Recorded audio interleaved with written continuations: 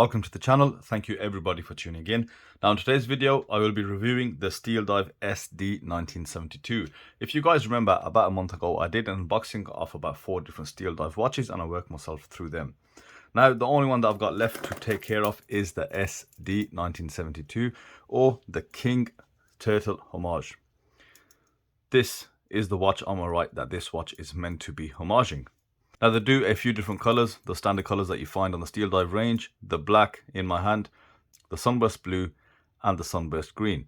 Very striking colors, and SteelDive as a brand is very budget friendly. A lot of people are happy with their watches. They do have some QC issues, but as of late I have seen some slight improvements on there. So let's look at dimensions and specifications of this beefy Turtle Homage. So before we get the show on the road, on wrist today, I'm wearing the San Martin GS Homage diver, which means that this watch is now back from Jason, the watch guy. I loaned it out to him, and I'm sure you've seen this channel as well. Great guy, great reviews. And not only has he sent me back my San Martin, he's also sent me back something else. So I'll give you a quick sneak peek at what is coming. And this is the Thorn Doxa Homage. So, you know, a while ago, we had a lot of Doxa homages hit the market pretty much at the same time. Thorn was the last of the bunch to come out. And yeah, so Jason, he's not reviewed this himself at the moment. He's not got the time, and I totally understand. I think a few people are quite swamped. So he has sent this in to me, so I'll get on this as soon as possible, give you guys the full review on this watch. But I gotta say, that black and yellow combination looks absolutely awesome. Perfect for the upcoming summer. So I'll put this away and I'll get back to reviewing the SteelDive. And once again, thank you, Jason, for sending that in. I'm sure the guys will really appreciate that. So let's give you the specifications for the watch. It does have a full 316L stainless steel construction, including the bezel, the case back, the crown, and the bracelet. The watch has a slightly air-coated sapphire crystal with a non-sapphire date magnification glass. This watch contains a Seiko Epson NH36 movement, no different to the NH35 except that it has the added day complication.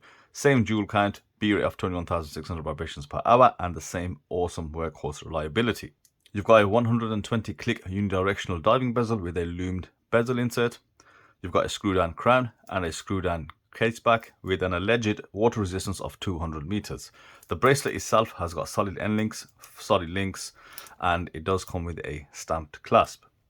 Moving on to dimensions, you've got a case diameter of 44.8 millimeters. You've also got a bezel diameter of 42.5, but as it slopes up to the top, that reduces to just under 41 millimeters.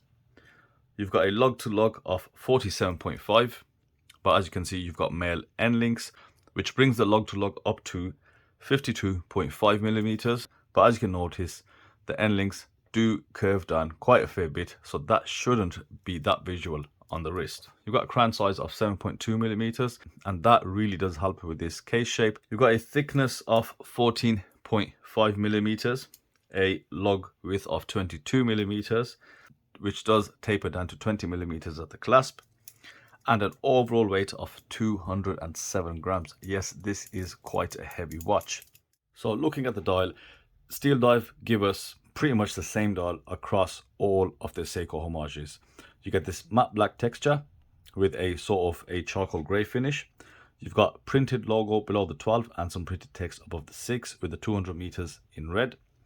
You also got a chapter ring on this watch rather than a printed min track around the dial, and the chapter ring with the hour markers is perfectly aligned from what I can see. So that straight off the bat is great attention to detail. This is what does really annoy people, especially when it comes to the original model. The hour markers are applied, very traditional Seiko-esque hour markers, the dual tapered baton at the 12, baton at the 6, and also at the 9, and you've got circular hour markers in between with polished frames. Really well finished dial. It might be plain and boring, but the quality of the dial is exceptional. Well placed hour markers, you can see they're perfectly aligned, and they've got plenty of lume present.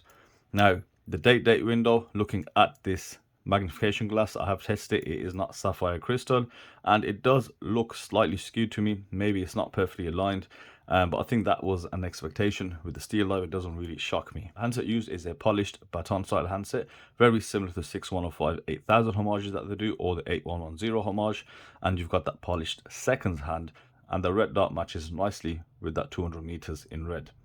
Now the hands are quite flat. You know, I have seen more expensive watches and that do use chamfered, brushed and polished hands, which gives them a bit more dimension on the dial. It does really make them stand out, but these are quite flat.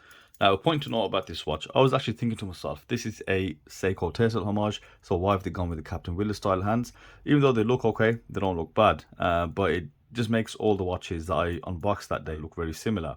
And I have seen that the SD1972 has been changed, not upgraded, and they have got the SKX or the turtle style handset now, which looks a bit more in line with the watch that it is homaging. Now, one thing to note on the sapphire crystal, yes, it is flat. They have reduced dramatically on the amount of air coating. Back when I first started reviewing them, the crystals were heavily air coated, so you've got great clarity on the dial. You can actually see the color of the dial, albeit it's a bit of a boring dial. Moving on to the bezel, I already mentioned that it is a flat ceramic bezel insert, but with a loomed insert. So again, very common feature of the SteelDive watches. And you know, with the loom as well, we'll go over the loom shot just a bit, but I expect the loom to be as strong as the rest. They have never really failed in the loom department. The loom on the SteelDive, and as I said, they've never failed in the loom department. This is without any direct UV exposure, just from the LED lights in the room, and you can see it is very bright. The hour markers are fantastic, really well illuminated, no patchiness. You also got that BGW9 around the bezel insert. We're giving you a bicolor loom. Some people like that, some people don't. And the handset, again in C3. The handset has just slightly less layers of loom applied, being as flat as they are. But it doesn't really take too much away from the watch visually, and especially for the price that this watch comes in at, it's probably got the best pound for pound loom on a lot of other watches out there. If I bring in the Seiko just for comparison, you can see how evenly matched they are. And Seiko's proprietary loom is well known to last pretty much most of the night. Now the bezel is 120 click, it rotates unidirectionally. Let's have a listen.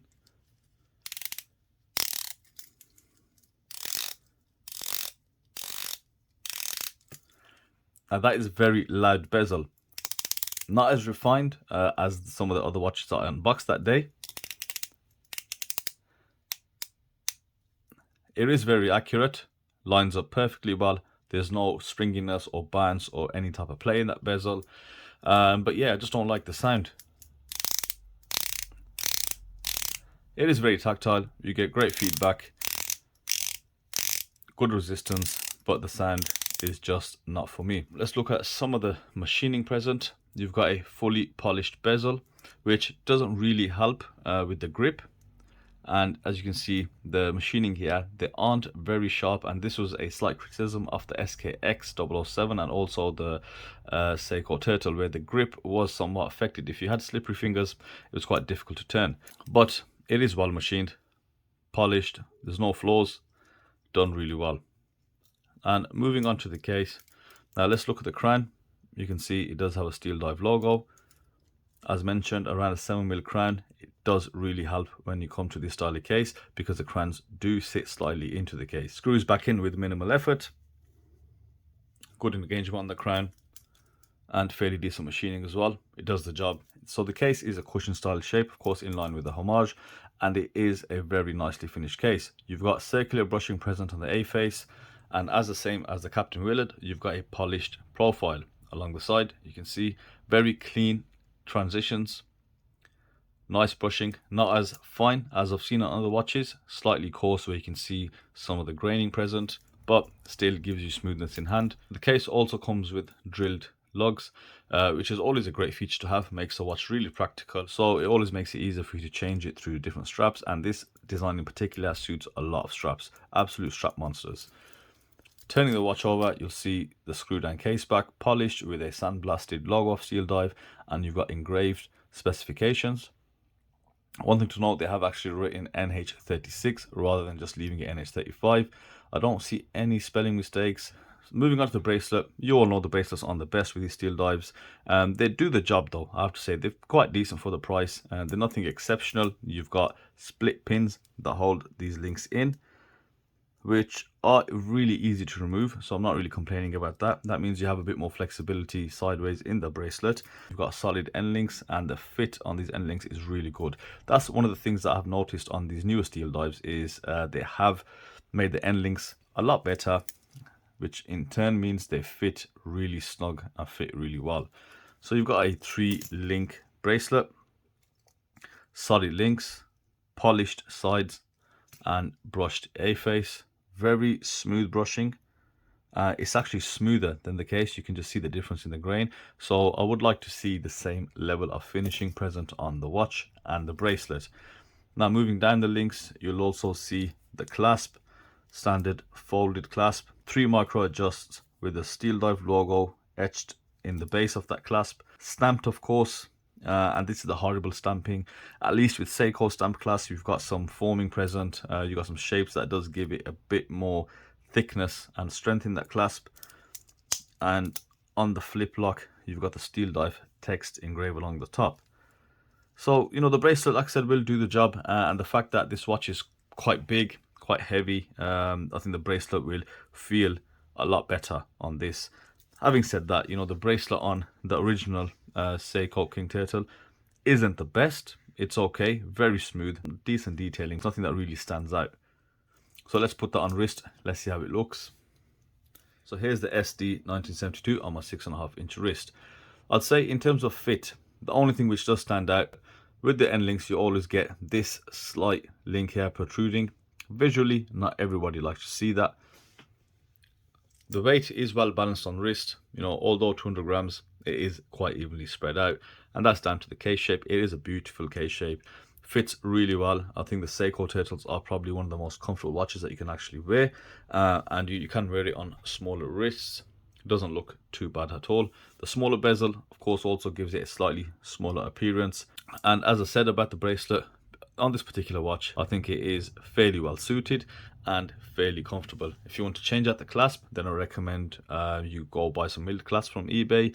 And I think if you're a watch collector, you should have a fair few clasps anyway, especially if you buy from AliExpress. It's always a good thing to have to change out. They're only about £3 to £4, so it's definitely worth getting a few in. So the price of this SteelDive is around £100, and that means it's around $130 to $135 on AliExpress. And this will tie into my summary for this watch. SteelDive do a great job of giving us very affordable watches. $130 is absolutely nothing compared to the specifications you get. The only reason you'll buy this watch is because you're a fan of the Seiko Turtle or the King Turtle, whatever. I think the watch does a great job homaging it, and the Cyclops being just slightly off is not a big deal for me at all. You know, the markers and the chapter ring, everything is perfectly aligned, including the bezel. The bezel rotation is slightly off-putting, but not enough to be a deal breaker in my opinion. And the bracelet for this particular model is perfectly reasonable. The only choice you'll have is what handset you want. You can go for the latter, the newer design with the SKX or SRP style hands. And they look to be brushed in the pictures. I'm not too sure. You can see the picture again. And or you can go for these polished baton style hands, remnant of the Captain Willard homage. That is totally up to you. And I think in terms of turtle homages out there, does have a bit of competition. You've got a Heimdallr, you've also got San Martin, but for the price, this will easily beat them on value for money. As I mentioned, it's got solid specifications, very simple and very effective design, and they just work. And SteelDive, you know, do deliver especially good at this price point. Functionality is there, most importantly, great price. Hope you guys enjoyed that review. Thank you for watching, and I'll see you on the next video.